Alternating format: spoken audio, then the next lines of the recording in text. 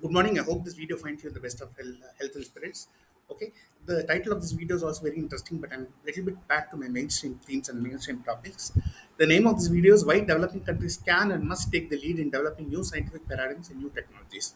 Okay, let me begin by start this video by saying the history of human civilization, the way we understand it and know it very widely, both in the West and Orient to the Occident and anywhere else for that matter, did not begin with the West. Old world civilizations actually began from Eurasia. Scholars generally acknowledge six cradles of civilization: Mesopotamia, that is Iraq, ancient Egypt and northeastern Africa, ancient India, ancient China. These are all part of the Afro-Eurasian continuum. They are previously known as the Old World also. Okay, Afro-Eurasia, to reiterate here, is a combination of Africa, Europe, and parts of Asia, not the whole of it, of course. And again, we had the Carol Sweep civilization of coastal Peru and Olmec civilizations of Mexico. Are believed to have been the earliest in Americans. However, these date to much later, a few thousand years later, before the old world civilizations began. Okay, and these are known as collectively as New World civilizations. Of course, old world civilizations are much older, and much more prominent, and much more important, and much more influential. Okay, the ancient Egyptian civilization was a wealthy and a long-lasting civilization. It lasted almost 3,000 years. It developed along the banks of the Nile River. The civilization is known for its pyramids, hieroglyphs, writing systems, and trade networks, etc. It began with the Old Kingdom around 3,100 BC, and after the Old Kingdom, we had the intermediate period, first and second intermediate period, followed by the New Kingdom. And if you see as Mesopotamia is a historical region in West Asia, which is situated within the Tigris-Euphrates river system. It's a part of Levant or the Fertile Crescent. Okay, Mesopotamia now lies in Iraq, modern day contemporary Iraq in West Asia, okay, in the Middle East, and it is also known as the cradle of civilization. This historical region of Mesopotamia not only straddles or spans Iraq, it also includes part of Iran, where another independent civilization known as Jiroft developed, parts of Turkey known as Anatolia in the ancient times, Syria and Kuwait also. Okay, Indus Valley civilization was much larger than these. It is the largest among global civilization. It covered northwest India and present-day Pakistan also. Okay, it is the largest in terms of geographical area. It had its own advancements in terms of metallurgy, in terms of urban development, etc. And if you see ancient Greek, it is the epicenter of Western civilization, the way we understand it. However, it lasted, came much later. It lasted from the 12th or 19th centuries. However, it had spectacular scientific and intellectual accomplishments. For example, ancient Greek thinkers, scientists, intellectuals, and philosophers developed the concept of rational thought and scientific method, and used it in turn to explore other fields of knowledge, which include politics, metaphysics, logic, ethics, physics, chemistry, etc. And there was many large number of scholars, intellectuals like Herodotus. We had Archimedes, Socrates, Plato, Aristotle, etc. They were highly influential, and it went into decline like most other civilizations too. After that, we had ancient Rome, which spanned both before and after Christian era. It is known for its military might. After that, we had the Islamic Golden Age, which was a period of cultural, economic, and scientific prosperity in the Islamic world from the 8th to the 13th century AD. During this time, the Islamic world was the wealthiest regions in the world. Well, almost. It was, of course, challenged with several other civilizations also. And we had many great scientists and physician scientists during this period, including Ibn Sina, Al-Razi, and Ibn al-Nafis. They also made important contributions and breakthroughs in medicine, mathematics, and physical sciences. Okay, then we had ancient India and post-Harappan India. We had 16 Mahajanapadas there, which I have written about. Obviously, there was no dark ages at all. Mortimer Wheeler is obsolete. Some of these early Indologists never understood anything about it. They themselves recently admitted. Okay, and so as you can see, many countries in the world, many parts of the ancient world, including China, for example, played a major role in contributing to civilization, human civilization. It is not necessary that Western thought alone gained prominence. Okay. Then again, we had colonization, where of course Western cultures have made important contributions to stellar accomplishments they have had. I don't deny it. And we had colonialization, which is the practice of one group of people dominating another group of people over long or lengthy period of time.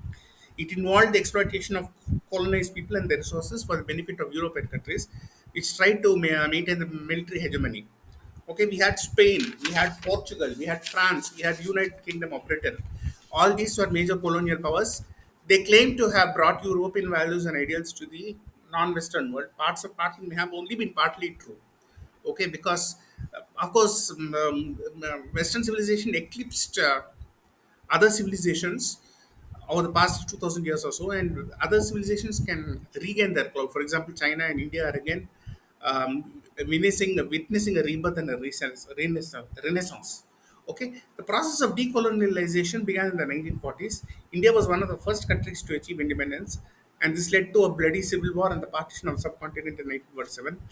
And now let us also review some contemporary concepts that are used. Some of them are obsolete and antiquated or highly limited. The term first world is used to describe countries that are economically rich, industrialized, and have follow democratic patterns of government. This concept and terminology originated in the 1950s. And first world countries include United States, Canada, Japan, Australia, and New Zealand. Japan is also a first world country. Second world countries are sandwiched between the first world and third world. This term is now more or less obsolete. It was widely used during the Cold War and it was used to refer to communist countries. Okay, it was later used to develop countries which were between first world and third world in terms of economic parameters. The term third world was used to describe countries that are not part of Western and Soviet blocs during the Cold War. The term was coined in the year 1952 by the French economist Alfred Sauvy, and it was popularized by Paul R. Ehrlich in a negative and pejorative sense. He was the author of the population bomb, and he said that the populations of so-called third world countries were exploding. This is of course not true. Many of them have brought their populations under control. Characteristics of so-called third world countries are underdevelopment, less in low standards of living, and non-industrializations and dependence on colonial rule for everything. Okay. Again, we have terms such as the global north and the global south. Also, the global north is a term that is used to describe the world's wealthy and powerful countries. These are primarily located in the northern hemisphere. The global south, on the other hand, broadly comprises Africa, Latin America, and the Caribbean. Okay, and many parts of Asia, with the exception of Japan and South Korea, and maybe China also would be removed from this list, according to some people. This term is, of course, now more or less obsolete. We have a concept called emerging markets, and the emerging markets is a term that used to refer to economy that experiences considerable economic growth and possesses some of all characteristics of a developed economy. The term was originally coined in the year 1981 by the World Bank economist Antoine von Agtmael. Okay, developing countries are countries with a low standard of living, limited industrial base, and a low to moderate human development index (HDI), which is a measure of a country's literacy, education, life expectancy, and poverty. Examples of developing countries are India, China, Sri Lanka, Bangladesh, Vietnam, Thailand, Indonesia, Malaysia, etc. Least developed countries are or LDCs are countries which are developing countries with low income and structural barriers to development. They are mostly located in Africa, particularly sub-Saharan Africa. For example, in India we have the Bimaru states, which refer to Bihar, Madhya Pradesh, Uttar Pradesh, Rajasthan, etc. But I don't refer to believe in this term Bimaru anymore because these states are catching up very rapidly. Some cases they have overtaken country states such as Himachal Pradesh and Uttarakhand are in some ways better than South Indian states also. So I prefer to use the term catch-up states. Now, if you see the terminology G7 nations, it's a group of seven countries, namely Canada, France, Germany, Italy, Japan, and the United Kingdom, and the United States. European Union is also a member of the G7. Okay, their population is very small and it's slow growing, but it is economic clout is very high. Okay, however, they are growing much more slowly in relation to the rest of the world because other countries in the world are catching up rapidly. We also have concepts such as G20 nations: Argentina, Australia, Brazil, Canada, China, France, Germany, India, Indonesia, Italy, Japan, Mexico, Russia, Saudi Arabia, South Africa, South Turkey, South Korea, Turkey, United Kingdom, and the United States. We have BRICS nations: Brazil, Russia, India, China, and South Africa, which has been now expanded to cover Ethiopia, Iran, and UAE also. Okay, therefore we have two opposing forces, and BRICS nations are growing fast, and the share of the world economy is growing. Okay, this is hurting some other people, but still the potential of developing nations has hardly been realized. We can grow much faster. We also have concepts of horizontal collaboration and vertical collaboration. Horizontal collaboration is collaboration between equals or near equals. Collaboration between developed and between groups of developing countries. Vertical collaboration is technology transfer between developed and developing countries. Okay, and again, there are still people adherents of Eurocentrism, which is believe that Europe is the center of every concept that are worth knowing and evaluating. It is also the belief innate and inherent belief that European arts, literature, and culture are superior. Okay, this may be partly true because we still have a low intellectual output in India. There are many reasons for this. We had explored this in a previous paper. Maybe due to an inferiority complex, a lack of confidence in one's skills or abilities, maybe due to a persecution complex, maybe due to a victimhood complex. Okay, of course, we are trying to get out from the rut now. Each region has its own problems which we are trying to surmount. For example, Trevor Noah of South African origin has praised developing countries, particularly India, who have been trying to solve their own problems. But we believe we have still a long way to go. Pedagogy must improve and it must be brought up to date. We have written extensively about pedagogy in recent years. Scientific method will be the cornerstone of success. We have written extensively about this in the past. We need innovative and creative thinking techniques which are not adequately emphasized in schools. There must not be any emphasis on rote learning. Past 30, 40 years, where education system has barely improved at all. Okay, even the economics, the way we teach it is outdated. Okay, take concept from an ebook on anthropological economics if we require. We require human capital oriented development models. We also require religious reform, and the role played by religion in society must be re-examined continuously. Religious mores and outdated religious values hold developing countries back. Okay, I have written extensively about mind orientation in the past, along with different types of mind orientation. I have written about cultural orientation also extensively. Okay, and the reason why we must developing countries must try to leapfrog Western countries or try to catch up with them instead of depending on Western countries completely, is because there are vested interests involved. The term vested interest has been first liably attested to the period 1820 to 1830 or so, and the concept of vested interest has changed a little bit since then. Okay. However, people always try to protect self-interest because they fear that their clout will be lost, hegemony will be lost, fear of survivability. They want to promote and advocate their own selfish vested interests at all times, either explicitly or implicitly, openly, overtly, or clandestinely and surreptitiously. Okay, and where vested interest will damage science greatly. That is why developing countries must develop their own paradigms, must develop their own model, economic models. They must all develop their own focus, thrust areas of interest, focus areas, areas of emphasis, etc. Okay. For example, some people are in the West are worried about the decline of the USA, and they want to protect USA from economic and military decline. For example, Richard Wolff has been speaking. He is an American economist, has been speaking about American decline for a long time. Emmanuel Wallerstein, who is a social science theorist, also has been speaking about the American decline. However, Eric S. Edelman does not seem to believe that USA is in decline, and Aaron Friedberg and others say that this is exaggerated. However, there may be a relative decline. There are two types of decline, a relative and absolute. And Donald Trump is furious that BRICS nations want to set up a counter currency, and they don't want the dollar to be removed as a default international trade currency. And Trump's threatening sanctions. And we therefore have other movements such as Make America Great Again, MAGA movement. This was popularized by Donald Trump since 2016. However, it dates back to Ronald Reagan in 1980. Okay, this is sometimes associated with white supremacy, though not always. And Laura Loomer and others are also conspiracy theorists. This also believes in American exceptionalism, and we have concepts such as Department of Government Efficiency set up by Trump, of which Vivek Ramaswamy was a part, and it supports H1B system. Even Elon Musk supports H1B system. Sri Ramakrishna and others want the country-wise caps to be removed. Of course, we had the Eagle Act, which failed to pass. Therefore, there will be this vested interest always. Some people are terrified about the rise of China. China is also dumping products on the West. They're taking on some areas of technology very fast. And Biden and Trump have proposed retaliatory tariffs on China. Chinese people have come up with a AI model known as Chinese artificial intelligence model known as DeepSeek. Okay, which is backed by the hedge fund High Flyer and led by CEO Liang Wenfeng. Okay, this disrupted the global tech market. In many people in the West were impressed, including Satya Nadella. And many Western intellectuals are naturally deeply disturbed by the rise of Chinese technology. We had OpenAI. Sam Altman said that India will not be able to develop AI models. He laughed and ridiculed at them. However, some Indian researchers had accepted this challenge. We have list of AI search engine, but Indian AI search engines, but nothing impressive has emerged. However, we have some AI companies in India such as Fractal Analytics, Glance, Grand Good Meetings, Melody Lab.ai, Stable Diffusion API, and Uptick.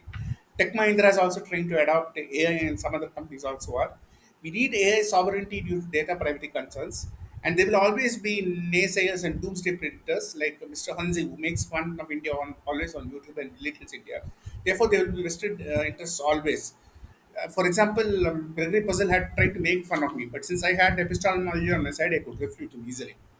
I have also written about generic identity theory and extended identity theory in two different papers that were published in 2019 and 2023. I had written about personal, religious, cultural, social, national, ideological identity, etc.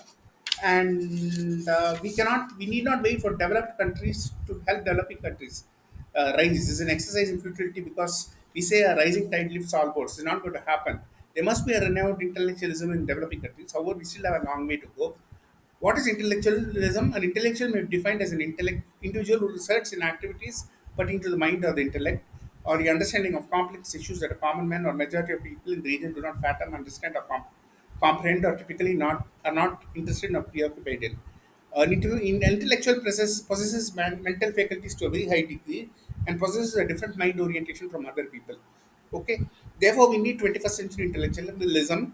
I have written about 21st century intellectualism at very great level of detail. Please read my earlier papers. We need to focus on current contemporary issues, not on older issues.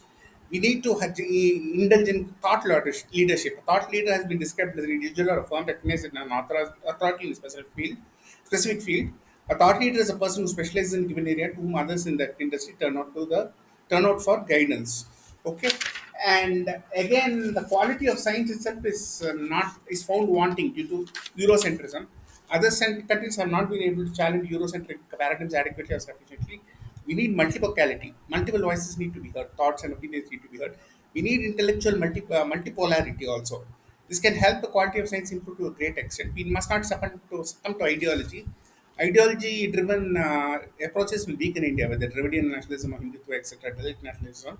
Okay, I have written about the term ideology extensively. The term was proposed by Antoine de Suisse. Later, Terry Eagleton, Villard, A. Mullins, and others also expanded on these ideas. Similarly, pedagogy, which is the science of education, must improve. Scientific method must improve. Innovative and creative thinking techniques must improve. We must adopt a critical and creative approach to thought. We must also veer towards the directions of a meritocracy. Similarly, social science research techniques require contributions from many different developing countries. This is because, unlike physical and natural sciences, cultural data is always involved in social science. Ethnography and fieldwork is a must, and inductive approaches are a must. Therefore, we need renaissances and enlightenments in developing countries as well. Many sciences such as sociology, psychology, and linguistics are stuck in an old Eurocentric format. Even first language acquisition and second language acquisition theories are obsolete. They represent esoteric died in the group pursuits. Therefore, resultantly and consequently, student enrollment in many social sciences courses is declining. We have written extensively about this. Okay, even pedagogical redesign can be initiated by developing countries. Even contributions to scientific method can be made by non-Western scholars. We need our own thrust areas and areas on focus. Okay, developing countries can set the tone and set the tempo and set the pace. Okay, we have published 85 research papers already, or more than that, and we need a new generation of thinkers, scholars, and intellectuals. What we have generated so far is not enough. We need many more scholars, intellectuals, let 1,000 scholars, intellectuals, thought leaders, and scientists flourish. That is why we had founded the Institute for Study of Globalization Science, ISCOS, Scholars Intellectuals for Mankind Schema, MOTIS, Movement for the Transparent, High Quality, and Ideologically Free Sciences, etc. I had also launched the blog and the video channel Abhilasha. This is not Utopia. Please go through all my work, and I wish you a good day. Bye.